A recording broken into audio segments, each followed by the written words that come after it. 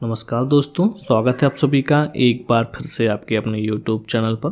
तो friends, group 5 के लिए रैंडम MCQs की सीरीज एक बार फिर आप सभी के लिए लेकर आए हैं, जिसका आप सभी का एग्जाम 26 नवंबर को है। तो चलिए स्टार्ट करते हैं आज का वीडियो। ये सभी इंपॉर्टेंट क्वेश्चन है जो कि आपके ग्रुप 5 की एग्जाम की दृष्टि से यहाँ पर कलेक्ट किए गए हैं। चलिए देख लेते हैं first question. The pH of human saliva is about. यहाँ पर ह्यूमन सलाइवा का pH पूछा गया है, तो उसका सही आंसर क्या है? 6 to 7, 8 to 9, 4 से 5, या फिर 4.5 से 5.5। तो जो ह्यूमन सलाइवा का जो pH है वो है 6 to 7। Option number A is the right answer.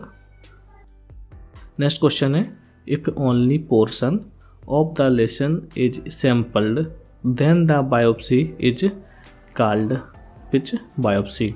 Option है इंसिजन, एक्सीजन, नॉर्मल या फिर वर्टिकल। ये आपके हिस्टोलॉजी का क्वेश्चन है, पूछा गया है इफ ओनली, केवल उसी पर्टिकुलर यानी कि if only portion of the lesion is sampled, यानी कि केवल एक पर्टिकुलर एरिया का सैंपल लिया गया हो जिसका डायग्नोस करना हो, देन द बायोप्सी एंड उसे बायोप्सी के रूप में भेजा गया, तो वह किस तरह की बायोप्सी कहलाती है? तो वह कहलाती है इंसिजन बायोप्सी, एक्सीजन, नॉर्मल या फिर वर्टिकल। तो वह कहलाती है इंसिजन बायोप्सी, यानी कि केवल वही पोर्शन को भेजा गया है जिसमें हमें डायग्नोस करना है, ठीक है। तो वह कहलाती है इंसिजन बायोप्सी। यदि वह पूरे ऑर्गन को बाहर निकाल के भेजते हैं बायोप्सी के रूप में तो उसे बोलते हैं एक्सीजनल बायोप्सी, ठीक है। तो इसका आंसर है ऑप्शन नंबर ए। आगे बढ़ चलते हैं। अच्छा क्वेश्चन है, ESR is decreased in sickle cell anaemia because sickling prevents clot formation, buffy coat formation, haemolysis या फिर रोलेक्स फॉर्मेशन। क्वेश्चन में पूछा गया है कि सिकल सेल एनीमिया में ESR डिक्रीज हो जाता है, कम हो जाता है, क्योंकि सिकलिंग प्रिवेंट करता है, किसको रोक देता है? क्लॉट फॉर्मेशन को रोक देता है, जिससे RBC वो ESR डिक्रीज हो जाते हैं। बुपीकॉट फॉर्मेशन, हीमोलिसिस या फिर रोलेक्स फॉर्मेशन। तो ESR में जो हमारी सेल्स होती हैं वो रोलेक्स फॉर्मेशन में सेटल डाउन होती हैं। तो जो सिकलिंग है वो सिकल शेप में RBC हो जाती है, चांद के आकार की। तो वह प्रिवेंट लेन की रोलेक्स फॉर्मेशन को प्रिवेंट कर देती है। जो रोलेक्स फॉर्मेशन जो सेल्स का बनता है उसको रोक देती है, जिसके कारण ESR डिक्रीज हो जाता है। तो इसका सही आंसर है ऑप्शन नंबर डी। आगे बढ़ चलते हैं। Which of the following media is used for sub culturing Corynebacterium diphtheriae. Option है Loeffler serum medium, Lowenstein Jensen medium, TCBS and selenite broth. तो जो इसका सही आंसर है वो है लॉपलर सीरम मीडियम का उपयोग किया जाता है, किसके लिए?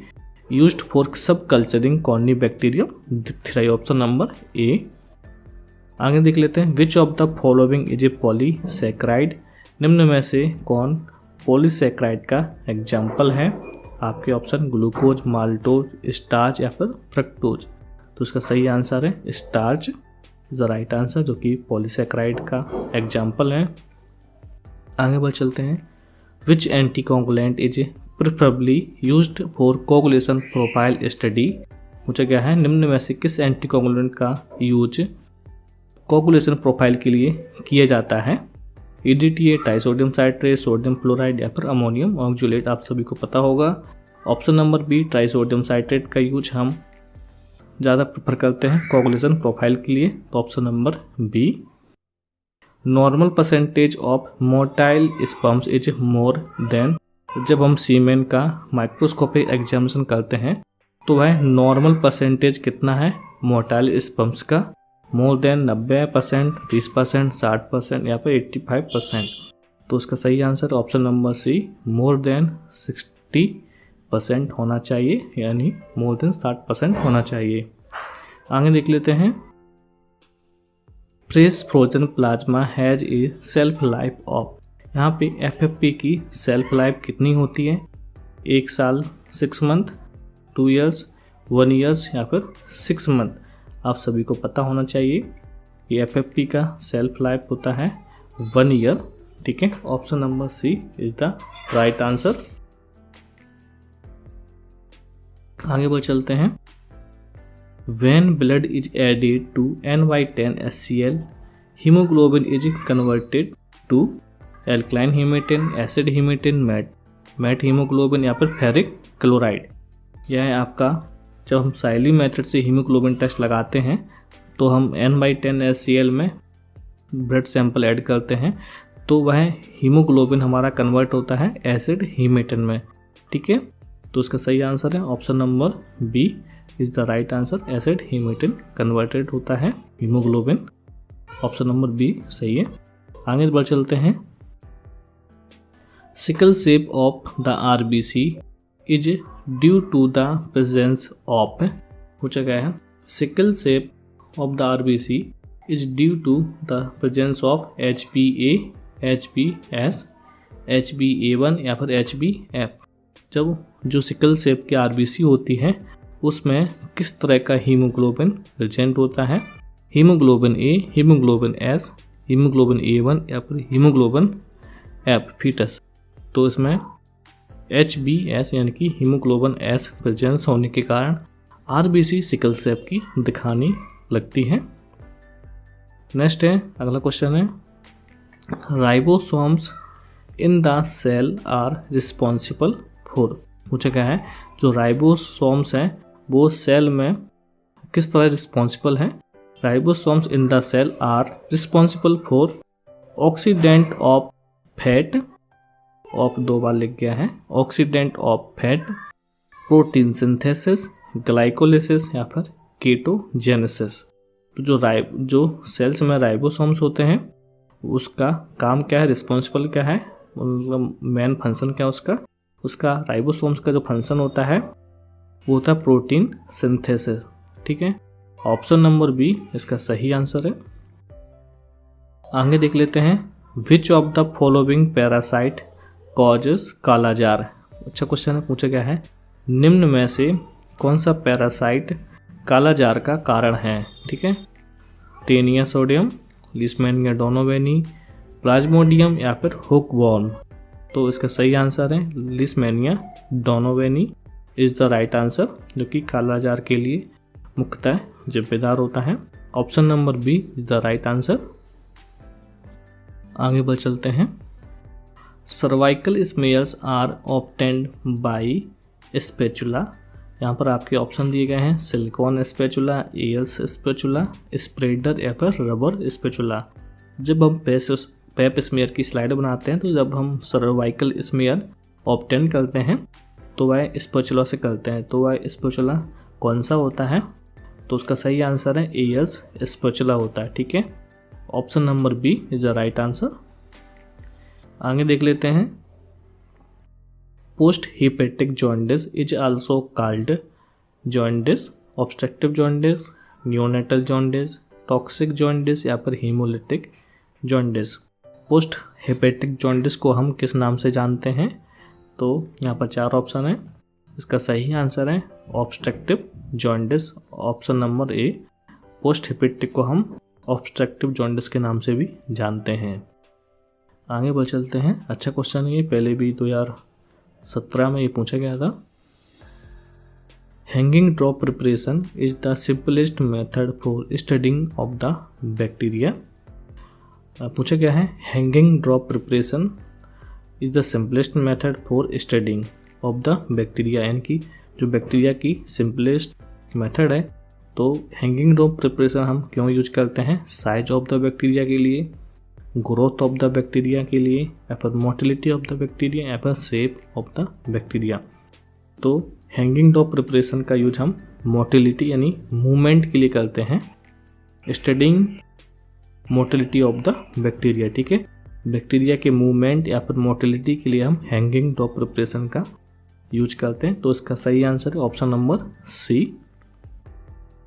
आगे बढ़ चलते हैं। Amoebic dysentery is caused by, amoebic dysentery किसके कारण होता है, जियार्डिया लैम्ब्लिया, ट्राइकोमोनास या फिर प्लाज्मोडियम बाइबैक्स या फिर एंटोअमीबा हिस्टोलिटिका। तो इसका सही आंसर है amoebic dysentery is caused by Entamoeba histolytica, option number D is the right answer. आगे बढ़ चलते हैं। द एरिया ऑफ इम्प्रूव्ड न्यूआर्क chamber is which square mm पूछा गया है। इम्प्रूव्ड न्यूआर्क चैम्बर का जो एरिया है वह कितने स्क्वायर mm का होता है। यहाँ पर आपके ऑप्शन दिए गए हैं 18 स्क्वायर mm, 11, 9 या फिर 1। तो इम्प्रूव्ड न्यूआर्क चैम्बर 9 स्क्वायर mm का होता है। तो option number C is the right answer. आगे देख लेते हैं, which of the following protozoa is present in abnormal stool sample. पूछा गया निम्न में से कौन सा प्रोटोजोआ एबनॉर्मल स्टूल सैंपल में प्रेजेंट होता है। Pinworm, entamoeba histolytica, hookworm या फिर राउंड बॉम। तो इसका सही answer option number B, entamoeba histolytica is the right answer, जो कि एबनॉर्मल स्टूल सैंपल में प्रेजेंट होता है। ये प्रोटोजोआ है। आगे देख लेते हैं, at a temperature of 20 degree Celsius to 24 degree Celsius platelets have self life of. यहाँ पर प्लेटलेट की जो टेम्परेचर है वो कितना होता है रखने का, स्टोर करने का, 20 डिग्री सेल्सियस से 24 डिग्री सेल्सियस। एंड यहाँ पर सेल्फ लाइफ पूछी गई है प्लेटलेट्स की कितनी होती है, 1 डे, 10 डे, 26 डे या फिर 5 डे। यानी कि इसका सही आंसर है 5 डेज उसकी प्लेटलेट की सेल्फ लाइफ होती है। Option number D is the right answer. आगे देख लेते हैं, alkaline peptone water is enrichment and transport medium for. अच्छा क्वेश्चन पूछा गया है, alkaline peptone water is enrichment and transport medium for किस बैक्टीरिया के लिए, E coli, haemophilus influenzae, salmonella species and vibrio cholerae. तो उसका सही आंसर है option number D, vibrio cholerae is the right answer. आगे बढ़ चलते हैं, what is the colour of the nuclei after staining using Papanicolaou method. पूछा गया है जब हम पेपिनोकोलू स्टेनिंग मेथड यूज करते हैं तो न्यूक्लियाई हमें किस कलर का दिखाई देता है स्टेनिंग करने पे, तो वह ब्लू कलर का हमें दिखाई देता है nuclei. Option number D is the right answer. आगे देख लेते हैं, नॉर्मल एंजियोप्लाज्मा टोटल प्रोटीन ग्राम पर डेसीलीटर। यहाँ पर टोटल प्लाज्मा प्रोटीन पूछी गई है, तो यहाँ पर आपके ऑप्शन दिए गए हैं। तो इसका सही आंसर 6 to 8 ग्राम पर decilitre, option number A. Next question है, site for bone marrow aspiration in infants is. यहाँ पर पूछा गया है जब हम बोन मैरो एस्पिरेशन करते हैं तो इन्फेंट्स में कौन सी साइड से करते हैं। यहाँ पर आपकी ऑप्शन दिए गए हैं, posterior superior iliac spine, upper end of the tibia, iliac crest or sternum. तो उसका सही आंसर है option number B, upper end of the tibia से हम इन्फेंट्स में बोन मैरो एस्पिरेशन करते हैं। तो option number B is the right answer. And last question है, total number of carbon atoms present in a glucose molecules is. यहाँ पर carbon atoms की संख्या पूछी गई है, ग्लूकोज मॉलिक्यूल्स में कितनी होती है, 8, 6, 12, 5। तो ग्लूकोज मॉलिक्यूल्स में कार्बन एटम्स नंबर 6 होते हैं, 6। तो उसका सही आंसर है option number B is the right answer. तो फ्रेंड्स आज के वीडियो में सिर्फ इतना ही। नेक्स्ट वीडियो में भी हम आप सभी के लिए इम्पोर्टेंट क्वेश्चन लेकर आएंगे। आप सभी का एग्ज़ाम 26 नवंबर को है, जो कि समय बिल्कुल भी नहीं है। एंड आप लोग स्ट्रेस लेके बिल्कुल भी पढ़ाई नहीं करें। जिन लोगों ने अभी तक जितनी भी पढ़ाई की है काफ़ी अच्छी की होगी। एंड आपको घबराना बिल्कुल नहीं है, क्योंकि घबराने से जो आपने याद किया है वो सब भूल जाते हैं। तो टेंशन तो बिल्कुल नहीं लेना है, बस अपने आप पर कॉन्फिडेंस लेकर चलना है कि हाँ हमने जो पढ़ा है वो सही पढ़ा है एवं काफ़ी पढ़ा है। यदि आप ये सोचेंगे हमने कुछ नहीं पढ़ पाया, हमारी तैयारी नहीं है, तो ऐसा बिल्कुल नहीं सोचना है। ऐसा सोचने से आपने जितनी भी तैयारी की है, पढ़ाई की है, तो वो भी सब आपकी बेकार चली जाएगी। ठीक है, सबसे पहले आपको अपने ऊपर कॉन्फिडेंस लाना है कि हमने जो भी पढ़ा है अच्छा पढ़ा है एवं पर्याप्त पढ़ा है। एवं एमसीक्यूज आप देख सकते हैं, तो एमसीक्यूज देखने से आपको पता चलता है कि हमारी तैयारी कैसी है। एवं जो क्वेश्चन नहीं बनते हैं तो उस क्वेश्चन का आंसर भी पता चल जाता है।